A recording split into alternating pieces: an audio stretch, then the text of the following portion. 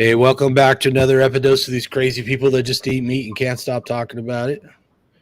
I got Neuro Diva Jules with me today, and Janice is apparently off having an adventure somewhere. Justin's off having an adventure somewhere.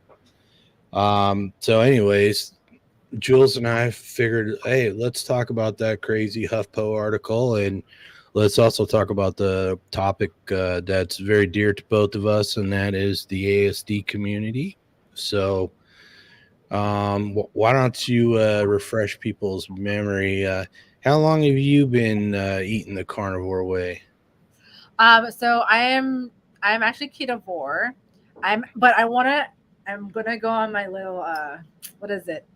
Um, I'm gonna try to do strict carnivore for the next like couple of weeks, maybe even a few weeks, to see how it makes me feel, because I just want to feel what everyone is talking about. Everyone's talking about the carnivore zen. Like I'm curious because I'm sure some things are in my diet that I shouldn't be having. Um, One of the girls that I talked to today was saying about how she doesn't use deodorant. And I think even we're talking about Bart earlier, before we started our live, that he said that he doesn't use any deodorant. I was like, wow, I haven't even thought about that. Yeah, I need deodorant still. So maybe, one of the commenters were like saying that, yeah, maybe it's because you still have toxins in you. And I go, oh, so Well, I'm gonna do that. Raymond Nazon went for quite a while, 6 months, maybe a year without toothpaste or deodorant. In fact, I don't even think for a long time there he was even uh, washing with soap. He would just wash with water. So, Whoa. and he claimed to have no breath, no bad breath, no body odor, and ironically enough, he was at a carnivore gathering, and he sent me a video clip of Jimmy Moore sniffing his armpits and testifying to the fact that Raymond had no body odor. Now, the funny part of that is that Mr. Moore, one of the original low carb, I think it was low carb, living low carb Levita or whatever, the original low carb icons, is now behind bars for the rest of his life. So, What yes, happened with him? he apparently had an inappropriate relationship with a younger person. Oh, okay. Hmm. Anyways, yeah, I like to rub that in on Raymond when I see him. I say, Raymond, give me a video with me more sniffing your armpits. But anyways, yeah, back when I was going down the rabbit hole of um, what sort of bacteria thrived on carbohydrates and stuff like that. One of them is, uh, let's see, uh, Staphylococcus. So Staphylococcus hominis lives on the human skin, and it is the one that's largely attributed to body odor. So Really? Oh, that is super interesting. I did not know so, that. but that being said, even if you are eating almost zero carbohydrate or zero, just eating meat, right, which has almost no carbohydrate. Um, Let me say hi to Michael Maj and Miss Patricia. Nice to see you both. Hi, thanks for joining. They, your body, you still have cells in your body that run on glucose to some degree, right? So your body Right. still produces sugar. So whether you have enough bacteria on your skin to create odor or in your mouth, which in the mouth it was streptococcus, which of course causes strep throat, and Mhm. staphylococcus, of course, causes staph infections, right? So keeping them to a minimum should, you know, uh, lower your health risk when it comes to staph infections and strep throat. And of course, strep throat or streptococcus works in conjunction with candida in the film in your mouth to break down carbohydrates so that they can they help feed each other by coexisting and working together to break down the starches. I that's so crazy. You know what's so funny? I didn't put two and two together that like streptococcus would cause strep throat, staphylococcus causes staph. You just kind of blew my mind right now. Like, there's the Well, connection. yeah, part of this was I was like, what it, I think most people are okay with the idea that eating sugar causes cavities somehow, right? Yeah, So yeah. when I went down that wormhole, it said it was uh, streptococcus that actually is the one that causes dental caries, right? So I even checked with my dentist. I said, "Hey, which bacteria is it that causes dental caries?" And he's like, "Oh, it's streptococcus." Yeah, and he's like, "Let me double check that." And he's like, and he went and checked it up, and he's like, "Yeah, it's." So the same thing that gives you a sore throat is the same thing that ruins your teeth, right? And Mhm. it thrives on carbohydrates. And let me just say hi to Christina. Hey, I, Christina.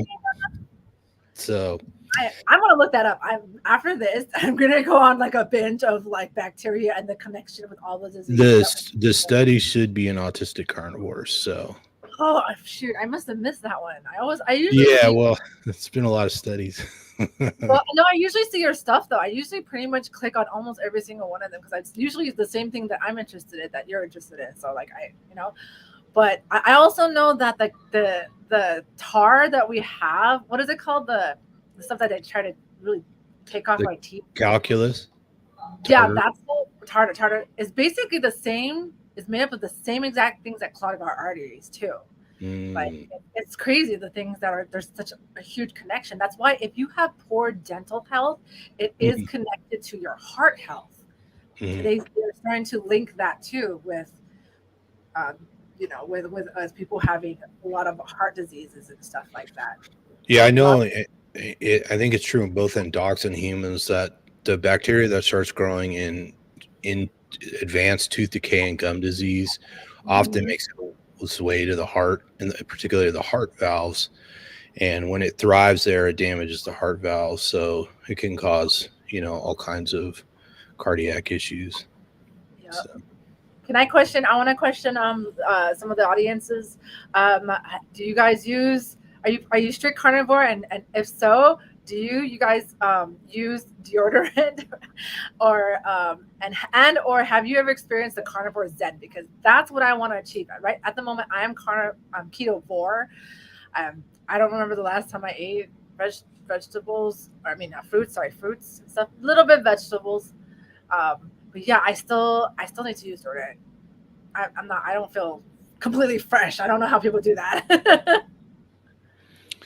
I never stopped using toothpaste or deodorant or soap, but it's kind of like to me, it's kind of like I'm so used to that, you know, and I'm Mhm. kind of routine oriented, but I think definitely because it's pretty hot where I live, and I work out every day. I think overall, because like even when you use deodorant and stuff and you work out hard and it's really hot, Mhm. you perspire a lot, like you still notice body odor, especially like your shirt or something, you take it off later in your armpits, you can still tell, right? So Yeah, that has definitely declined.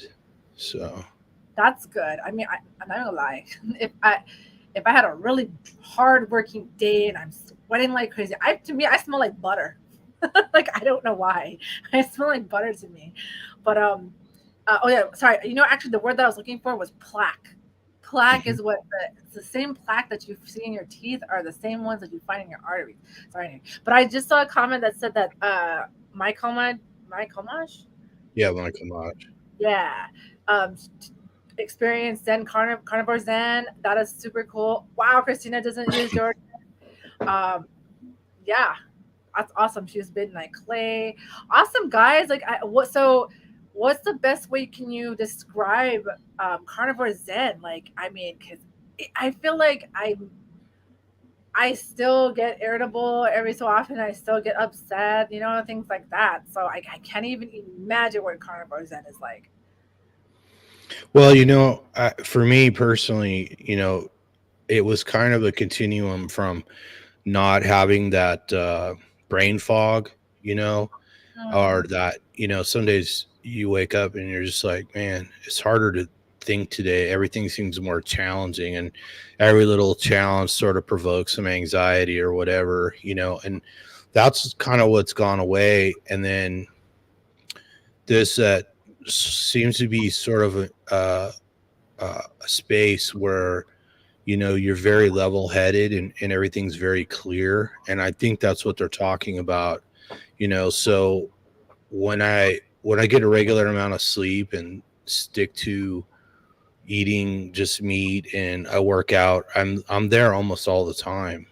So it takes a lot for me to get um upset about something. Everybody's people talk about that too, even in the Facebook groups, when there'd be an eruption and people are like, why are you so zen about everything? And I'm like, I bet and I used to be very, very a very sort of irritable, anxious person. So it's been a big change Yeah. for me. Yeah, but it's like it seems to be just like the alleviation of anxiety in general. It seems to increase and increase and increase. Like there's just less and less of it. I mean, you always run into things in life where you have, I call it like incident driven anxiety. Somebody dies, or you Mm. get in a car accident, or you lose your job, or some you have a confrontation with somebody. um, Adjustment anxiety disorder. That's what I was actually diagnosed with. I'm actually no longer diagnosed with autism, but um, I was actually diagnosed with adjustment disorder, where anything like that, where certain circumstances that happen really stresses you out, especially like a death in the family. I mean, for anybody, a death in the family would, but like for like change in moving, or like things like that. Totally understand that. But I'm also an angry driver. I'm one of those Asian people. hmm. I'm like, what? Don't you dare get in my lane, like kind of thing. So yeah, I Yeah, need to get my carnivores in. you used to get a little road rage going on and stuff like that, and now people are like surprised when I don't. So because a lot of people are like, well, if something, I'd be very upset, or if that happened or whatever. Right. So in fact, I got rear-ended on the freeway just maybe 2 months ago, and it was bad enough. I was worried they were going to total my car, and the guy left. So What? yeah. Oh my So god. anyways, I was upset because I really like that car. I'm really attached to that car, and cars are so expensive. Interest rates are so high. I was like, oh man, I'm gonna have to buy a new car because they're gonna total it, and you know, um, all that. So, but I I was kind of upset for like an hour. Actually, when I got done dealing with the highway patrol, I just went straight to the gym, and you know and that was for one because I said I knew I was a little excited, and if I burned off some of that energy, it would Yeah. all be easier. And then also, I was like, he hit me pretty hard from behind. And typically people, you know, they experience some aches and pains and neck pain or whatever. And I Mhm. was like, you know what? I bet if I go to the gym and do just a medium workout, that I'll probably be better. I'll probably hurt less than if I just went home. So Yeah, yeah. I had both the like physical in my mind, but the physical and the psychological sort of um, response to it. I was like, I think just going and working out will help. So I did, and I barely felt any soreness. My arms are a little sore because it's holding a string when he hit me, and my arms bent back like Right. this a little bit, but it was really mild. So, Mm. and Wow. in my car, in the end, a month later, they didn't total my car; it got fixed. So, but Oh yeah, my. I definitely, the ability to deal with stressful situations and the lower anxiety, and just the things that go wrong just have less of an emotional impact. Mm, mm, mm, mm, mm, mm. I'm looking forward to trying that. I don't. I Yeah. I can only say it's one of those. I'm a little person, like I'm short. I'm like just under 5 feet. So it's one of those like you got to make that Napoleon complex. Like, Believe it or not, my mom was only 5 foot tall. oh really? Oh my Yeah. gosh, how tall are you? Like about 5'11", 5'10", somewhere in there. That's Five pretty ten good. and a half, I guess. I don't know, somewhere around That's there. a good height. That's a good height. Yeah, no, my literally my seat. If I didn't try to put my driver's was it the wheel back more, I would literally be like this. So I have to, you know. So, but anyway, yeah, good stuff. I ketovore. It's not that hard, you know. Being ketovore is not that hard to me. I mean, not that I don't, you know, delve into this carb hole, but I once in a great while I will, and Well, tell us what you typically eat in a day. it typically in a day, first thing in the morning, it's usually I actually like my meat raw. I use like beef chuck. And it's nice to me. I just cut it up because sometimes when it's large or steak like it's hard to chew, and it's a little Mm. bit more tougher. So I just like cut it up in smaller pieces, and chewing it is just much easier. And I put with salt. I am not opposed to using like garlic and a little bit of spice or whatever. So that for me is good. Um, I do. I'm not really a heavy coffee drinker. I'm not about the caffeine. I actually like the taste of coffee, so I use Sure. it. Yeah, I use decaf coffee with heavy cream, and I'm sorry, I use a little stevia. That's something I enjoy with my coffee. So that's pretty much how I start my day. It's like a pretty big bowl, like to have kind of like a little bit of amount of beef chuck. That's how I start my day. Um, but towards the end of the day, sometimes in Hawaii, we have like this thing called kalua pig, and kalua pig with cabbage, and so that's something that I have. So well, sometimes throughout nighttime, I'll have beef ribs. Uh, very much like pretty diverse when it comes to it. I eat sardines. I eat maybe because of my Asian culture, I like poke. I don't know if you guys like know what poke is, but it's basically like chunks of raw like fish. So it's a different form of sashimi. Yeah, so Hmm. things that's what my diet is. How I feel on it, I'm pretty happy. I mean, uh, it is hard in Hawaii, especially. Our culture is such a melting pot that it, you are tempted all the time. They have food trucks. We're huge on food. We're the state of spam, like Hmm. which love spam. So it's good that I can have that with no Hmm. problem. But it's more of a staple with spam with rice. Hmm. The Spam spam, matsubi. yeah, spam Yeah. musubi. As you can see, has like a Japanese culture to it. So Hmm. Yeah, all my Hawaiian friends eat that, and the mhm. Kahlua pig. And the Kahlua pig. What else? What else? I mean, just hope there's just such a huge variety. You can. That's why being carnivore here is not hard in that sense because you can go get yakiniku. Yakiniku is like uh, you cut and barbecue your own meat yourself on a hot plate thing, and almost anywhere. There's so many places that have that. You can have endless meat. This is like buffet meat style. You Mhm. can have that. You don't have to eat it with rice. You don't have to eat it with anything. They don't force you. No, you just full on. I can have. I even eat like intestines. I eat like I have. They don't have brain. I've never tried brain. I'm kind of curious actually, but they have liver. They have all these other kinds of things. So it's really nice here in that sense. Let me say hi to Margie first. Hi, Marjorie. Hi, Margie. She calls you Bear. Yeah. Yep. So, you think maybe dialing back on the cabbage and the carbs, maybe you get a little closer to that carnivore's end?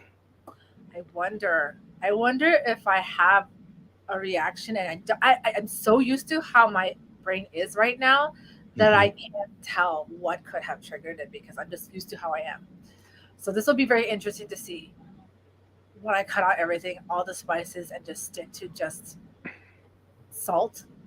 I'm very curious of how Yeah, I that. hardly even use salt anymore. What? Yeah, it wasn't even really intentional. And then I was cooking a bunch of strip steaks yesterday to get a meal prep for the week, Yeah. and I was like, you know what? I haven't even been putting salt on my meat for a while. And when I was eating the steak, I was like, I noticed it. I taste the meat better without the salt, oddly enough. Mm. And I have a good friend that comes over, and he's very much into barbecuing and smoking meat and everything. And a couple other friends were over, and I was cutting up a piece of sirloin and serving it like sashimi. And he had a fit because he didn't have salts out. And that really got me thinking. And I don't mind if people want salt, but I started realizing that over time, not only have just like all the seasonings gone away for me, but even the salt. I stopped salting my food. So the only time I even deliberately eat salt is when I start getting muscle cramps because I know I'm dehydrated, which happens Mhm. because it's hot and I work out, and sometimes I drink a lot of water. It's more to stay cool than anything. So, or you mentioned coffee. I used to drink coffee all the time, and Mhm. that just kind of went away. I have every kind of coffee you can think of. I have every kind of coffee maker you could think of. I got a Keurig, I got a drip machine, I've got 3 French presses. Right, that's how ridiculous coffee level was at my house. Right, cupboard full of different coffees. I've got luwak. I've got uh, you know all kinds of whole bean coffees from all over the world and stuff like that. And somehow I just stopped. It's not that I won't drink coffee. Like everyone, like usually on the weekend I have at least 1 cup of coffee, and sometimes at work I'll have a cup of coffee. It's like just for something to do when I'm working. And but like I noticed those habits over time just drifted away without even really trying. Mhm. And That's I don't interesting. know how much that affected me. A lot of people when they give up their coffee, they get caffeine headaches or whatever, and I never noticed that. So, I mean, I think I'm just one of those people that was fortunate that I don't get caffeine withdrawals. Margie says, "I love your coffee." Yeah, yeah. We both, Margie and I both love her because she's Cuban, so she likes her Cuban coffee. So she likes it a very special way. In fact, Oh. yeah. So, um, I'm it's kind of weird. I'm not really opposed to it. I think if people tolerate it and it doesn't provoke anxiety or dehydration, or they're not drinking excessive amounts, because there's always a risk of, oxalate accumulation or whatever. Mhm. And it does make people anxious sometimes.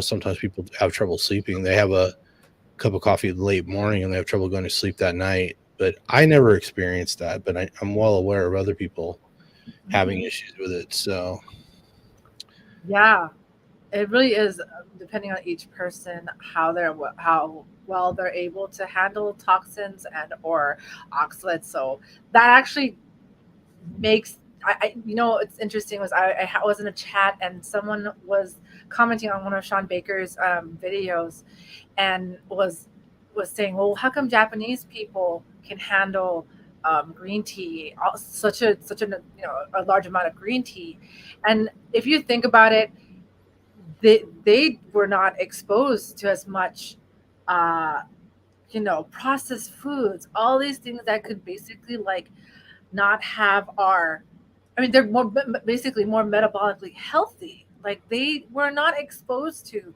processed carbs, processed sugars, all those like seed oils and vegetable oils. Only more recently, and within the last probably 20, 30 years, were they subjected to all of that.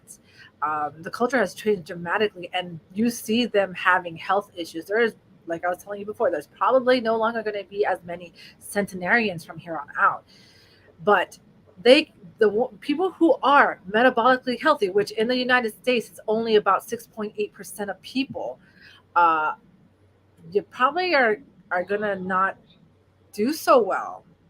Have Well, drink the too much. interesting thing about the tea and the coffee is number one, tea and particularly green tea is hard on the kidneys and has a lot of oxalates in it. And coffee too, depending on the type of coffee, can be at the same level. And a lot of those extracts they sell to help people lose weight, they work by simply binding with nutrients so that you can't absorb it, right? So when they started doing the laboratory work on it, again, I've posted those studies as well. They realized, yeah, when they people take enough of it so that they start losing weight, it's because the nutrients are actually just passing right through them. That's odd to me. That how did they get conduct these studies and actually show any outcome um, when we only absorb roughly, was it 19% or something like that of nutrients from plants versus 48 to 50% from animal based products? Like it's just, or animal based foods or animals. Like Well, it just boggles my mind. I think it's particularly the oxalic acid in the green tea that it's hard on people's kidneys, but the other things like the phytic acid and stuff like that, if you consume tea, coffee, or the extracts with food at the same time, then they bind with the nutrients in the food, so then you don't absorb them. Yeah. That's interesting. So the same reason why we don't absorb much of the nutrients in food in plant-based foods, you're just using that same sort of mechanism to prevent you from absorbing other nutrients, right? Mhm, So, mhm. well, of course, if you drink coffee completely separate from a meal or something, or tea from separate from a meal, then you don't get the same effect, right? So, if you really want to, I suppose, I've heard other people say if you really want to enjoy your coffee, don't enjoy it with your meal. Enjoy it Huh. separate. Separately. Yeah. Oh, I think I ADHD'd. I forgot to say that I'm neurodiva Jules.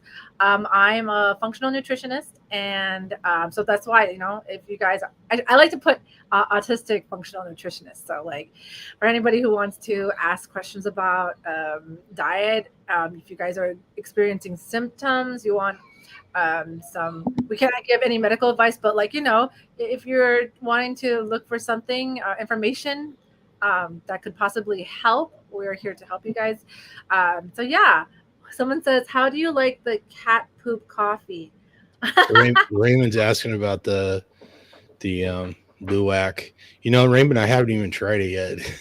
Is it So that expensive coffee that you hear about, the one where this animal eats it and poops it out and then yeah, like use it as like a gourmet like yeah, thing? yeah. It's a creature called a civet, I believe. It's kind of Yeah, like yeah, a yeah, yeah, yeah. yeah. Yeah. Tea with meat, less iron absorbed. Oh, that's interesting. Actually, I need to look into that a bit more because I do know carbs deplete our body with certain things. I actually haven't looked into tea, other types of things that deplete certain minerals. So that would be really. I need to look into that too. But yeah, I wouldn't be surprised at all that it would tea would, yeah, the what does it say? The, Tannins. mm, Yeah, tannic acid is one of those yep, binders. Yeah. So yeah. I gotta go back to. So yeah, I mean, I I enjoy it. You feel good on this diet. I do for people tend to think that like carnivore is carnivore, but carnivore can fall underneath the ketogenic diet. So I mean, it's like a blanket, not a blanket term, but like ketogenic is a way of how we naturally are. We're born that way. We're born being in ketosis. Uh, we only, as we get older, actually, since we introduce more carbs into our diet, that we go in and out of it. So yeah, that's really funny that people yeah, it's separate. it's interesting how I think I talked about this last time, but dare I repeat myself again? But I've noticed like people, because of the awareness of like the ketogenic diet, and I think people are hearing about carnivore. It's like people who aren't really paying attention to them closely. They tend to conflate them. I've heard several people describe the ketogenic diet as a high meat diet, and I was like, I'm pretty sure that's not the case. But you can't walk around correcting everybody, but I think it's I know. comical. So I mean, that's exactly how I wound up here. I was on the ketogenic diet, doing well, but I was like, man, I really want to eat more meat, And that Yeah. moderate protein was, and that's how I drifted into carnivore. Didn't realize there was this big community of people that were already doing it. I just kind of discovered that when I was like, hey, what happens if you just eat meat? Uh, uh, and I did that though. I actually kind of recall I did the Atkins diet, but I pushed myself to eat some broccoli, because that's what he ate, which is like beef, Mm, butter, and broccoli, So I thought I was supposed to still have my veggies, but there's sometimes I just didn't really want to eat broccoli. I don't love broccoli, so nobody really loves broccoli. yeah, I would like to believe that's all true, but there are people who do actually love broccoli. I think people in my family, in fact, love broccoli. But would they want to eat that all day? No, no, absolutely not. I mean, that's what I was listening to one of someone's podcast that like meat is not a binge food. Neither are vegetables. They're not binge foods, which I never thought about that, but that's true. It's not like I would want to eat it all day, every single second of the day, like I would do carbs. So you can tell there's like a drug like factor to like carbs. For sure. Well, Marjorie Martinez says, "Isn't high meat fermented meat?" Yeah, I mean, let's talk about fermented food for a second, because one of the things that I always you hear these stories, particularly before I was on carnivore. You hear these stories about, well, if you eat meat, it's just going to rot in your intestines or something like that. It's going Oh, to that's right. rot in your colon, right? But then you find out that that meat is almost entirely absorbed long before it gets to your colon. You know, there's That's true. almost nothing, there's almost no meat getting down to the colon, and you find out it's actually the vegetables that ferment or rot in your colon. And That I is so don't really think there is any clear line between fermentation and rotting. So, like when you ferment grapes to make wine, let's say, you're specifically using yeast for the conversion, right? But bacteria.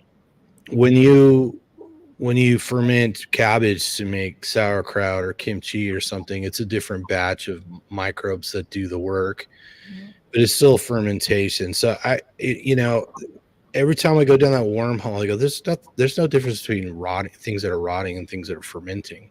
No, you're absolutely right. If you look at it from a non like, it's just processes that they call it. They make it different, so one doesn't sound as bad. Maybe I don't know, because Yeah, rotting, fermenting, like ooh. fermenting's more like controlled rotting. Exactly, that's true. That is true. Yeah. And of Still course, edible kind of thing. it people complain about bloating, and bloating is basically food typically rotting in your colon. That's really what it is. And it's foods like, broccoli that they're notorious for that. Yep. I think actually in I was watching some years ago. I think I was probably only like 15 years old or something, and I saw this documentary about like a guy who went to Alaska with the Inuits. Some more they didn't adopt the Western diet, and he was super sick from something. I can't remember what it was. He was Mm, super like he felt like he was gonna die. He said, and they gave him fermented beef, raw fermented beef that has been sitting in a jar for like years. Okay, so you would think you would die from something like that, but when he ate it, he actually got better, which was really strange to me at the time and boggled my mind. Like, how? Yeah, I don't know too many people that eat the high meats. I mean, and it's like, when exactly does it become a high meat? Because when Joe came over from Sydney, and we went down to Meat on Ocean, which is down there in Santa Monica, and they specialize in aged beef. And we ate 30-day, 45-day, and 90-day aged beef. And before it's trimmed, and I've posted pictures of it, the outside, it's this crusty, dark, sort of looks non-edible sort of stuff. I actually ate some. It was actually delicious. But they Wow. trim all the ugly stuff off, and then cook the steak and serve it. And it's like, well, it doesn't take that much. People make the high liver. You just basically put it in a jar and burp it once a day or twice a day, and it doesn't take that much longer to make the high liver than it does to age a 90-day. Actually, I think it does. I think it is only about 90 days to make the high liver. The problem with the high liver is the odor is horrendous. You know, it's it's unbelievably bad. Like, you have to eat it outside. Yeah. Same thing with the fermented fish. In Scandinavia, I think in Iceland, it's a certain type of shark that they bury it at the beach, and then they dig it up later and eat it, and it smells really bad. You can buy some of them canned and stuff like that, and they're all good, and I'm not exactly sure, but when you do eat the liver, which I'll probably never eat again because it stinks so bad, you do get sort of a euphoric sensation. What? Yeah, you do get sort of like that. It's like the intense sort of state of ketosis where your brain is just humming along and you feel awesome, and you're just firing on all cylinders, and you're kind of energized. So, and I do just get a little bit of that when I just eat raw meat. And so sometimes, particularly when I'm gonna lift heavy or whatever, I do eat the raw meat before I go, because I get a little bit of that bump, both So mentally and physically. You feel energized and you feel very clear. So kind of makes me wonder if I shouldn't just eat raw meat all the time, which wouldn't be impossible, but it wouldn't be practical. eating raw, yeah, because well, if you're going out with your friends, then watching you eat raw meat, that's, I guess it's not very. And I don't think restaurants will serve it to you either raw. No, a lot of them won't. A few will. I know there's a local place I stopped by on the weekends. I went there for lunch yesterday, and one time I was in there and it was crowded. The only place to sit was at the bar, and so I was sitting at the bar at, like, I don't know what it was, noon. And it was the end of the bar where all the waitresses come to pick up the drinks, right? So I Yeah. met all the waitresses in one meal, and one in particular, she's like, she's. I said, I just want a burger as rare as possible, and she's like, really? And I'm like, and so we started talking. I told her about just eating meat, and she's plant based. She's only been eating plants for a couple of years. That she remembered me, and I was in there yesterday, and she wasn't even my waitress. But she's like, oh, I went and I told the cook not to overcook your burger, just to cook it as little as possible. And I got the rarest burger I'd ever had there. It was very rare. And so, even though she's plant based, she was more than happy to, That make was sure I got nice. my patty the way I wanted it. So, That's nice. but I yeah, don't know what. I love raw hamburger, and particularly raw sirloin. I don't know. There's something about that cut. I enjoy that much more raw than I do cooked. So I think it depends for me because like if it's a burger, like the patty, I don't know. It's kind of like it's like pasty almost. So I don't know about that coming from someone who would eat like fermented soybeans. But like I'm for I do eat a lot of like raw, just the raw steaks. Just cut it up, chop it up to pieces. Um, but yeah, that's really interesting. Well, that was nice though. I mean, I feel like I meet a lot of mentally unstable vegans or vegetarians, but I met quite a few nice ones though. No, I think they mean well. I think they mean well, Well, but and I think Michael Maj alluded to it. Even a lot of people in the carnivore community who had, psychiatric issues or, brains, a dysfunction in the brain, whether it's, MS or whatever, they tended to feel better and do better on higher fat diets. I know a number of people like they cling to high fat because they feel their sanity and peace of mind sort of depends on it, or their healing or whatever, so I get that. I kind of gone the other way. So like me, I don't need a lot of fat. I guess I have plenty of body fat to burn still. So, um Mhm. and I have a lot of muscle mass that I want to support and grow, right? And that's kind of I think that's the difference. I mean, it's everything from, what was wrong with us before we came to, um, God, everybody's calling me. Sorry. Um, it's a lot of people came to carnivore because nothing else worked for them, right? Yeah. So, well, depending on what was wrong with us before we got here, definitely influences our choices when we get here, So, Mhm. I I think in a roundabout sort of way, because I had really bad arthritis and it was really hard to move and stuff. When I was able to go back to the gym, I knew that's what I really wanted, so I really went after it. So for me, going to the gym and lifting is a priority, almost on the same way that some people are just trying to preserve their sanity. And I had really high anxiety, but I know I didn't suffer quite the way that other people did with some of their other issues, and I'm very comfortable with my anxiety just declining and Yeah. not that it's completely gone, it still rears its ugly head from time to time, but it's so manageable. And I know it's not going to last that long, Mhm. so Right. it's Right. it's not near as distressing.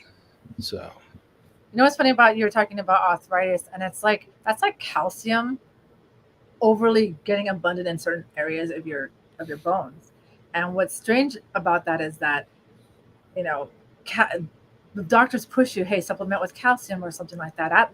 What they don't realize is that if your body is absorbing calcium, especially not natural way, it will go anywhere. It will go to your eyes. It will go to your arteries. It will go. So what's important about the vitamin K2? Vitamin D3 absorbs calcium, but vitamin K2 is specific, which is only found in like beef, was it butter and fat that actually tells calcium, hey, let's not go into the places that we don't need it. Let's go in the bones, in the right places where it needs it, in your teeth, and not go in your arteries. So it's just baffling to me that on top of that, people who don't eat enough. I mean, I know you said you go on lower fat. Unless I'm pretty sure you're fine. There's enough fat within even with the proteins that you eat, the protein that you eat. But if you find that um, you're low on vitamin D or if you're low on uh, mental clarity or something like that. It's a lot of the times like people don't realize cholesterol, which we get from fat, right? Saturated fats. That cholesterol is what makes us absorb vitamin D. Like it helps convert vitamin D in our bodies. So like our brains are also made of cholesterol. So like we need that. There are like building blocks. There are when there's a fire, there are firefighters that put it out. So that's where doctors don't understand that. They simply think, I mean, it's not completely wrong. Yeah. I mean, cholesterol, you'll find cholesterol in the arteries, but they don't look beyond that. Why are they there? Because there are lesions that are happening within the well, artery. and if you take the arterial plaque and you dissect it in a laboratory, less than 1/10 of 1% of it is actually cholesterol. That's true. That's true too. And that's Uh, to your point of the calcium. If you do have plaque on your teeth or in your arteries and you have a lot of extra cholesterol, some of it's going to wind up on the plaque. And sometimes the calcium's there to stabilize the plaque, particularly in the artery, so it doesn't break free. But you can also have more calcium on that plaque than you need, which is just going Right. to occlude the artery. That's what actually happens. That's where atherosclerosis actually happens, is because the buildup, and it just keeps building. But I guess that there's a dysfunction where like it doesn't tell the body to stop, because it's supposed to heal. The lesions that happen typically are supposed to heal. If you're in a good metabolic state, that stuff heals. You're not going to get the any sort of plaquing, any sort of blah blah. It won't stay. It will cover. It's almost as if like not a band-aid, but like a scab almost. It heals itself after a while. Yeah. Yeah, there's studies. There's specific a study now that's going on about the ketogenic diet, though. It talked about how, and it's ongoing. People who have extremely high cholesterol. What is it called? Lean mass. Hyperresponder. Hyperresponder. That's the one. Yeah, and it's really surprising what they were finding, that the people that were on it for about 4 years on the ketogenic diet, their cholesterols were high, but they had nothing else was wrong. They didn't see any clogging of their arteries, their calcium, the CAC scores, the calcium artery, was it calcium? Yeah. Coronary artery calcium score. Calcium score, yeah, right. That. Yeah. It was like 0, maybe 1%. That was 60% of them at least. The rest of them are like under. I think the score was 1 to 5, and only such a small. That was about it, basically. Such a small percentage of them. They were really not at risk of much.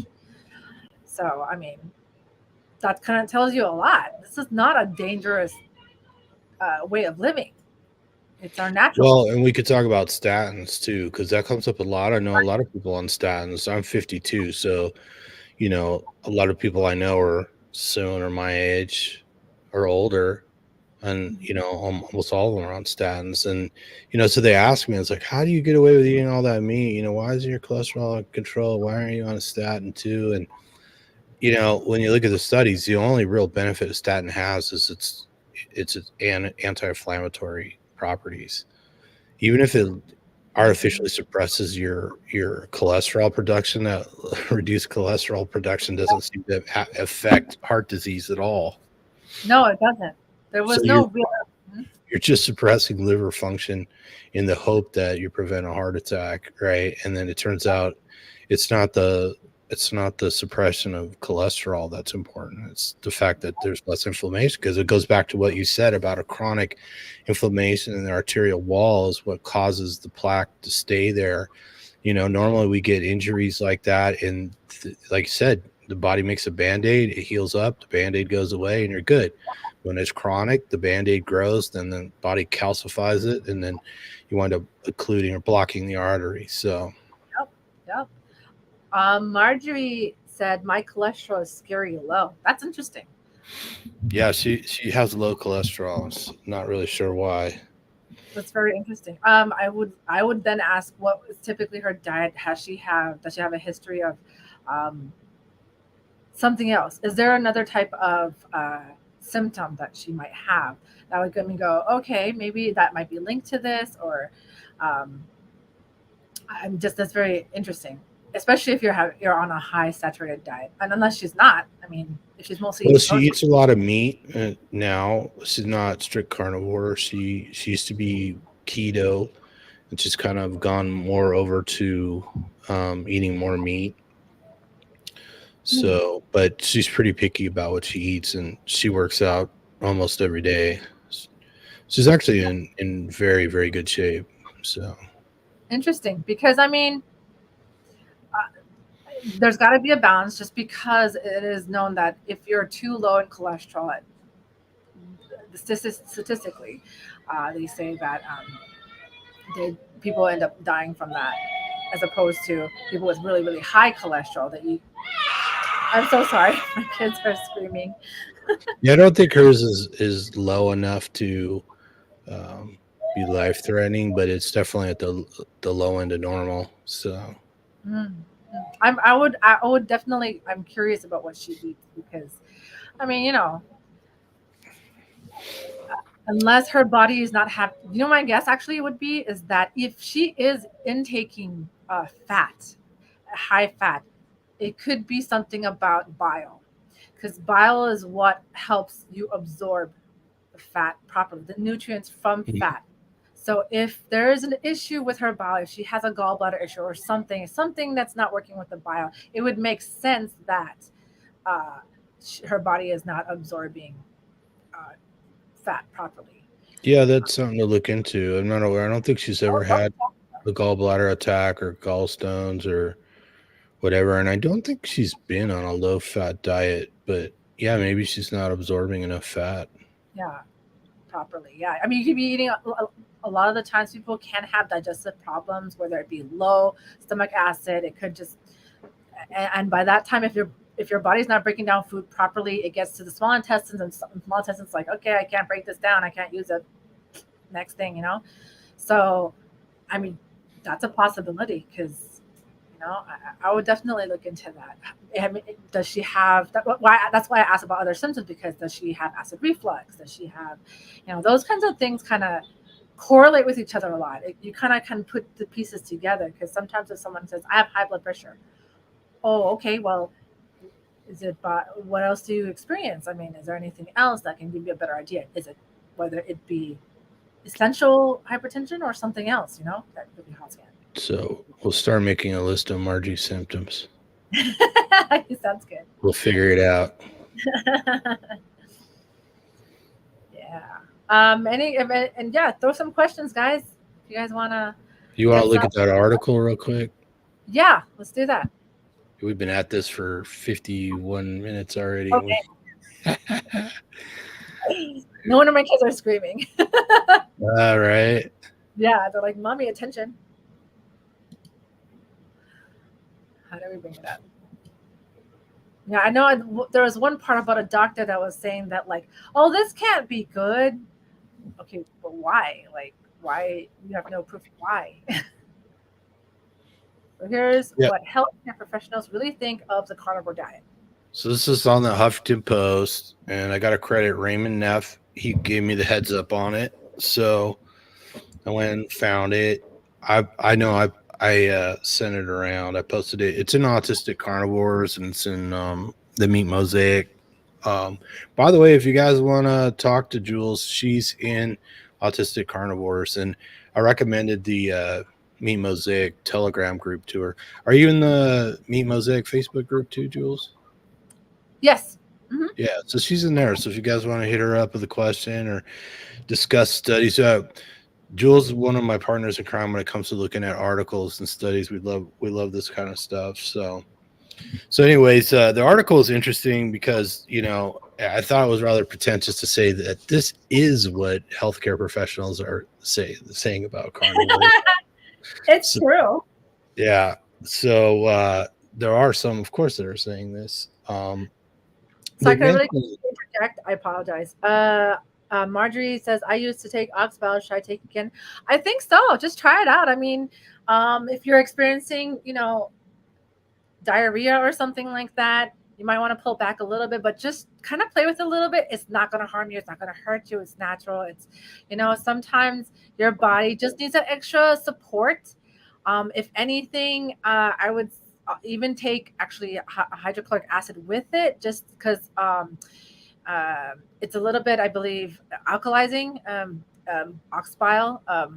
So, I mean, if you want to take it with HCl, hydrochloric acid, I think it would benefit you more than anything, because HCl is what naturally is our acid in our stomach. It will help break down your foods much better, your fat much better. And oxbile should help you then absorb it, because there is I forgot. Gosh, my brain is not working right now. But another hormone that will help kick in your natural ability to, once your acid level in your stomach is higher, your body will naturally kick in the hormone to. Uh, I want to say ghrelin. It's not ghrelin. It starts with a G though. A gastrin. Sorry, gastrin will help even more so. Um, your body kind of kick in more to be able to naturally break down foods now, naturally build up your ox bile to be able to help break down your foods and extract the nutrients from it. So it should help with your cholesterol. Oh, good night. Are you leaving? Yeah, she lives on the East Coast, so it's late there. Oh, sorry. All right. Good night, Margie. It's it's 8:17 here, so she's 3 hours ahead. So it's Eight, what 11. Yeah. 11:15 there. So, anyways, all right. So back to the article. Yeah, interesting. They start out by saying that carnivore people have searched for carnivore videos on TikTok over 1 billion times. Really? Yeah, Really just kind of I must have missed that part of the article, but like yeah, it's that's a big it's of a thing. right. It's that first thing link that's in blue there. Oh, I see. Okay, I must have missed Yeah. that. So Sometimes I can't see through it's it. interesting. They kind of give it they mention how popular it is, but Mhm. the whole thing is just the thought of eating steak, eggs, butter for breakfast, lunch, and dinner may make your stomach turn. And it's like I don't know. It seemed to me like most people are like, man, if I could do that, I'd do it. Because it sounds amazing. Ah, So, and they talk about it being a fad diet akin to a souped up version of keto. So here we go again. It's mhm. like people don't really know what keto is. I Yep. mean, I don't Little know if they bit.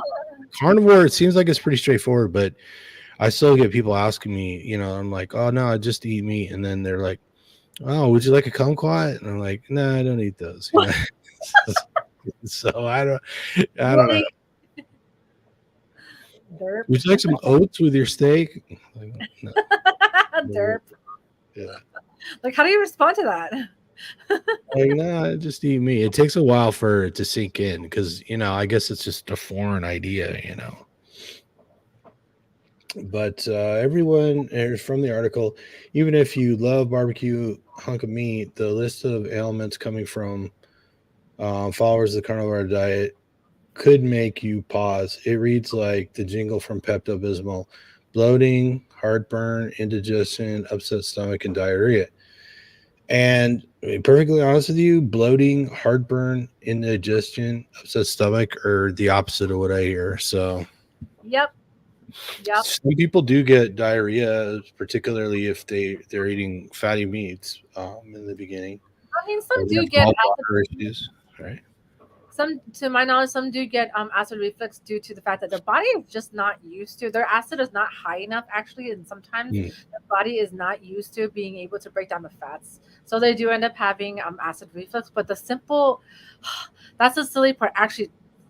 A side note, like there was a conversation in one of like the carnivore world Facebook groups where like someone was like, well, that's why um dogs are actually not carnivores, they're omnivores, because they can't they my dog ate uh some fat with some meat and stuff like that, and he threw up, and I was like, so that's almost like a simple kind of way of thinking, instead of actually going, okay, what actually is causing that is because he's been on a crap diet. If your dog has been on like a kibbles kind of thing, in a packaged foods for so long, and all of a sudden you give him the ancestral appropriate diet, like his acid level is going to be messed up.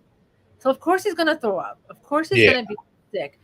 And so they go, well, that's why they gave them broccoli or pumpkin or something like that. And I was like, oh my god, just up his acid. Give him, if you can somehow add some HCl into his diet, up his acid, he'll be fine. or just Ac- gradually feed him more meat. Should be Yeah, fine. yeah. Yeah, my And it's dog's like 18 years old, and all she eats is meat. good. That's Yeah, exactly what he she's fine. So yeah, needs. I ask people all the time because you talk to people about everybody loves their dog, and they're like, the subject of what you feed your dog, and a lot of people take a lot of pride in them, the fancy dog food they feed their dog, and some people do buy meat based dog foods, right? But most of them have mostly plants in them. And I'm just like, and they talk about feeding them pumpkin or, almonds or Oh, whatever. I'm like, roll my eyes. why would you feed that to a dog? Why would a dog eat that? They're similar to us.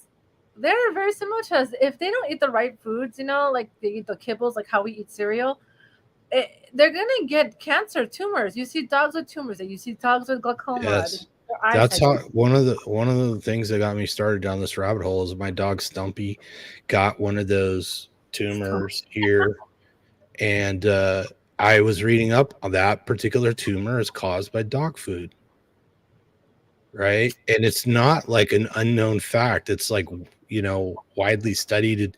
It's out there, and I was infuriated, and so Yeah. by the time I was carnivore, it was probably too late for Stumpy because his health continued to decline even on a meat based diet. I mean, he was better for a while, but my other dog Trixie, she's younger, and she's defying the odds quite nicely. Although Stumpy was fairly old when he died, he was probably about 16 or so when I put him down. But Good, actually. yeah, That's it's good. I mean, they're rat terriers, so they could live a little longer. But yeah, I think it was feeding him all the packaged dog food that did him in for sure. So yeah. But it's really funny. In that carnivore world group, there's so many people that was actually very adamant that their dogs are omnivores. And I was like, wait, yeah, what? I was surprised. I'm like, you so believe carnivore, but you think dogs who even have like teeth that are like it just I'm sorry, my mind was just boggled. I just couldn't understand. Like you think more so that they are omnivores versus us carnivores? yeah, but I even had this discussion with a vet one time. Because if one thing you find out about dog food is they don't list the carbohydrate content with the percentage. Really? Yeah, for whatever reason, they don't put it on the bag. And then the other thing is they list nitrogen as crude protein. So I'm like, how could you call it protein if there's no amino acids? It's just nitrogen. It makes no sense. Crazy. I actually did not. I don't buy dog food. I don't have a dog, so but Yeah. simple things like that. Like So when I talked to the vet about it one time, I was like, why would a dog eat anything but meat? And she's like, oh, well, there's all these vitamins and this and that and the other thing. And I'm like, yeah, but they didn't evolve eating that. They don't self-select those foods in the wild. And she's like, well, how would we know that? I'm just like, you're a vet. You don't know that wild dogs have been studied. You don't know that we have their bones and their teeth and so on oh and so forth. You know, I so what do you do? yeah, I just thought of something now that you brought it up. How will the people that have been living with wolves, those people that were brought up by wolves, what do you think they ate? All they ate was the same thing whatever the wolves ate. Like Mm. just meat. They didn't eat anything. I actually yeah. I would Well, and I've spoke about this before. My suspicion is our relationship with wolves or dogs or whatever is it number one. Every time we turn around, there's evidence that we cohabitated farther and farther back in time. There's even insane. crazy stuff like some of the mummies in Peru were buried with Danish wolfhounds. So, and nobody knows how that breed got over here, right? But the dogs were so important that they wind up being buried with their master. And we know that canines and humans hunting together are 5 times more likely to be successful at hunting than either canines or humans hunting independently. Yep. And we eat the same thing. It don't make sense. So I think ever since probably the decline, maybe even before the decline of the megafauna, but probably at least since the decline of the megafauna, the relationship between humans and dogs or wolves or canines or whatever became very valuable because the large animals disappeared and you had to hunt faster, smaller animals, right? And I Yep. think that, and just like we saw the hunting implements, the tools that we hunted with rapidly develop to help them compensate for the difficulty in hunting smaller animals. I think the same thing happened. The relationship between canines and humans developed. Mhm, mhm. That's really interesting. So yeah, I'm gonna look that up because it just occurred to me now how similar we actually are digestively. So I mean, it just doesn't make sense. It just boggles my mind that people just made up. stuff about that. But did we miss Raymond? He said what's a pellicle? Yeah, I was kind of wondering that too. I was gonna look it up. I should have asked Raymond what that was. What's up? What's a pellicle? That's too I fancy of could a word for my blood. type it in and see what it was. See if it comes up. Yeah, guys, chime in anytime.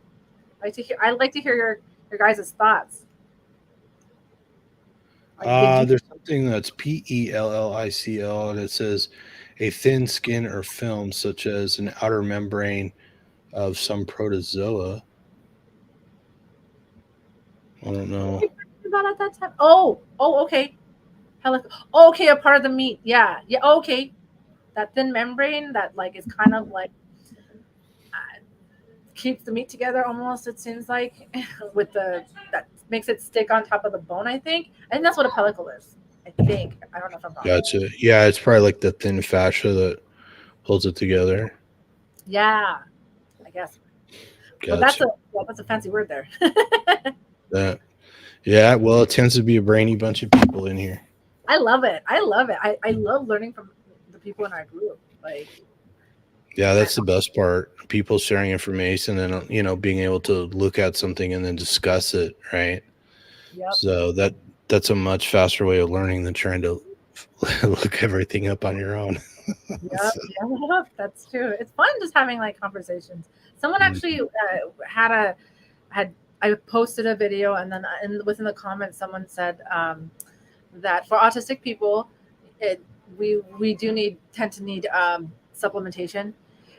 He agreed with my video and he said, but you can't find all of the nutrients that autistic people need uh, in meat. And I was like, I don't want to say I didn't agree with that, but I tried to see it from another point of view. I thought, okay, maybe it's not necessarily that things that what autistic people are deficient in, not all of them are necessarily essential nutrients that they find that are low in. So I mean, I'm not. I told them, but there's a room to still debate this, like yeah, well, ask them which nutrients those are. I should have. I should have. Mm, Because I mean, to my knowledge, carnitine, one of the major things that they say that us autistic people need and we're lacking is mhm. in meat, heavily in meat, highly in meat. When we before we sleep, that's why even glycine, like I think we tend to also be low in or something like that. So if we have like collagen or something, it has it's high in glycine, we'll sleep better. Um, and when it comes to vitamin D, it's like if we have a proper amount of saturated fats, cholesterol, Mhm. we shouldn't have a problem absorbing more vitamin D. It's when we are not eating that much. It's when we're also not going out in the sun, or I mean, you don't even have to be in the sun per se. As long as you're underneath the shade near sun, you should get adequate amount of vitamin D absorption. But when you're eating all these things that, like you said, like things that bind, not bind to that take away from us, then of course we're not going to be able to convert vitamin D properly in our bodies. So yeah. Yeah, and I mean, vitamin D, of course, produced in the deep layers of the skin from cholesterol, right? Hmm. And then so are all our hormones, right? Hmm. Testosterone, progesterone, Yeah. estrogen, they're It's stupid. all modified cholesterol molecules, right? Hmm. Hmm. Hmm. And blood markers are not gonna tell you everything. Blood markers too. I always say that blood markers are like 15% of what you see. And if you see things not working well in that 15%, that means that there was already a problem. And it's really bad now that you're seeing it in that 15% of your blood work. Because, you know, Well, and I probably challenge a comment about meat doesn't have all the nutrients autistic people need. Just on it's just kind of overgeneralizing, like we all need exactly the same thing, hmm which we hmm clearly don't. you know. Mhm. There are some, more common deficiencies, right? But a lot of that too, with the MKFR gene mutation, SNP, whatever you want to call it. A lot of people don't have sufficient methylation to process out things and convert some things into other things, right? But that doesn't mean we all necessarily need the same thing, right? That's true. I mean, I even said that to my client today. Was it today? Yeah. I was like, she had complained. She was like, "Why is it that I experience all these, you know, I experience Parkinson's or I experience anxiety and stuff like that, but my husband doesn't?" And I go, "Well, you guys are different people. You guys are going to experience different things. Everyone can have insulin resistance, but show differently in the body." So she's like, you don't have heart problems. Your husband does. That's showing differently. You know what I mean? Like, no one's going to seem Well, to like your and I think there's two things going on there that I sort of believe in is that number one, a lot of things like anxiety and depression and stuff like that are really related directly to mitochondrial function, right? yeah. And a Hmm. lot of that has to do with just being the mitochondria having the wrong fuel available to it for long periods of time. Yep. And then the other thing is symptoms. Let's say that you're on, a high carbohydrate diet, your blood sugar's high, and some people are going to manifest heart disease, while some people are just going to gain weight, Or have right? disease. Yep. Hmm. And that's probably somewhat genetic, right? Hmm. But Hmm. also, I'm 52, and when I was younger, my mother was obese, and I tended to be, many times overweight, and I don't remember exactly how much of weight or whatever, but so I would wind up going on all these diets with my mom, of course, because my mom buys the groceries and tells me what to eat because I'm a kid, right? And so I spent my whole youth basically yo-yo dieting, right? Hmm. And so, I think that too, factors like that contribute to how you respond to um, finding the right diet. It's like, well, and there's genetics involved too. Like, you obviously come from Asian stock, and I come from Scandinavian stock primarily. So, you know, um, I bet you I tolerate the cold a lot better than you do. Yeah, that's true. Physiologically, like we are adapted to the environment that we lived in. So our Mhm. requirements for certain things is going to be different. Just by a small amount. Typically, like all of us require meat, and in this in the what is it, the Homo uh, Mhm. sapien population, right? We're gonna have the same base thing, but because we have adapted to different environments, we there is still some variability within Mhm. that. Well, in Asians in general, and some more specifically, they have fewer hair follicles. They have fewer sweat glands. Little differences Oh, I like sweat a lot. I feel like I sweat a lot. that. In some, particularly Southeast Asians, have a resistance to accumulating more than a certain amount of body fat. Right? It's much harder for them to get as big as some Caucasians and people of sub-Saharan African descent. But then in the Middle East, they have those people, their red blood cells typically last longer, so their HbA1c scores tend to be much worse, and they tend to develop type 2 diabetes faster than anyone else on the planet, right? So that's kind of where we see the genetic differences. Or Yeah. are rare diseases like a Dupuytren's contracture is. Mm-mm. So people, they call it the Viking disease because people of Nordic descent will get these cord-like structures that grow on their hands and fingers, and they're really painful and restrict movement. Oh my Yeah, god. yeah. So, and they think it's a genetic. Their genes that were actually originally from Neanderthal. So, not really Mhm. sure. That was a recent article that came out, but I remember Sean Baker doing an interview with a guy who had suffered from Dupuytren's, and had surgery several times because the cords just grow back. And then when he went on a carnivore, the Dupuytren's disappeared completely. And then the guy said, even though he'd been struggling with this for decades, nobody had ever suggested that nutrition had anything to do with it. Of course, we hear that all the time, right? Yeah. Yeah, I think I So posted an article about the Viking disease. That I've never actually heard it called Viking disease before, but some people had speculated it was from rowing, like it was a condition of the hands that somehow epigenetically developed because they spent a lot of time rowing these boats around, which seemed a little suspicious. But now they're saying it's a gene that might be inherited from Neanderthals. So who knows? that's interesting. Well, I mean, like even for Asian people, they say, well, a lot of the studies have been conducted as far as PubMed stuff.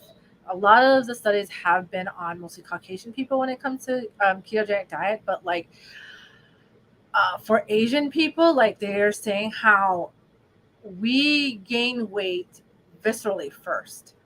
Our Hmm, visceral fat first, then we get when it spills over, then we get adipose tissue. Uh, interesting. yeah, but then for Caucasian people, can have adipose tissue and not have necessarily visceral fat until later, which is I'm Hmm, not sure which one is which is true or not, but it would make sense because you see a lot of skinny fat people, sure. or, yeah, skinny fat people in Asian Yeah. cultures, especially. Hmm. Yeah, well, I mean, going back to my younger years, I had a lot of friends in college that were Korean, Mhm. and most of them, if they drink any alcohol, Turn red. they turn red, you know. So, yeah, and typically unpleasant for them. So, and that's just one of those things that just don't have as many enzymes to convert the ethyl alcohol into acetaldehyde. So, yeah, Yeah, they get that it doesn't reaction. stop them though. Korean What's people that? love to drink. It doesn't stop them. Korean people love. Right. So do Japanese people in Japan. Like literally, every single person will go have a drink after work. Oh, And really? like one person like, I'm American, I'm gonna go home. I don't need to drink. Yeah. Oh, it's coming up on 17 past. I'm sorry, I gotta get going. Yeah, I was no. asleep a long time ago, but All right. Well, it was a great chat. Thanks to everybody in the audience for coming. yeah, guys. And until next time, eat some meat, Send me. feel better. Whatever you do, Don't go down the don't fall carb. down that carb hole. Trying to end the broadcast. I seem to be frozen. Well, unfreeze. You're